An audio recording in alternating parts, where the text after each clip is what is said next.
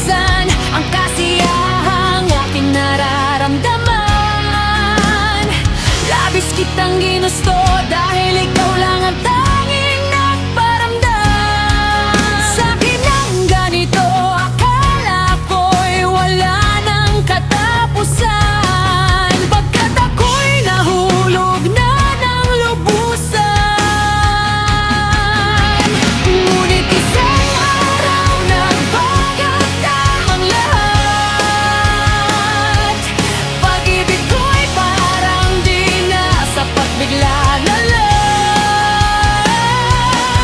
Trato mo'y naging malamig, sa mata'y may tumutulong tubig. Nalaman ko na lang sa iba, bumalik ka na pala sa kanya.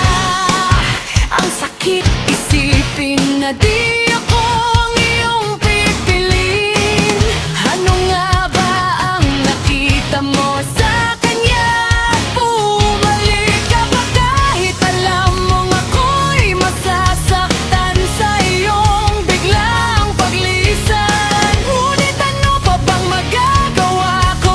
Di ko naman hawak ang puso mo. Hinihiling ko na lang na labing masaya ka, kahit iniwan mo kong mag-isa.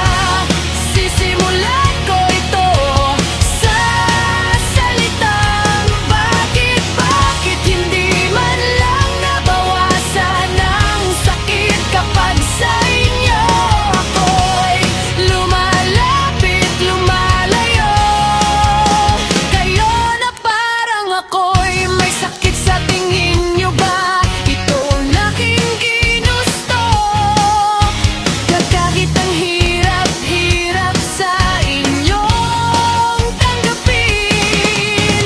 Ako nais ko lang na may masabihan, pagkat ako'y nahihirapan. Siguro ang sakit ay maiibsan kung sa mundo ito ako'y lilisan. Tanging gusto na lang ay tagbuhan mga problemang di masolusyonan. Sana sa aking paglisan, sakit ay matakasan. Ako ay maglalaho kasama ng luhang tumutulo hanggang sa huling hininga ko. Paalam sa inyo, sabi na nga ba ito'y dilim ng kalangitan? Wikatin ng bawat nasaktan, tunay bang sila lang ang nakakaalam? O baka sarili lang tatang may alam?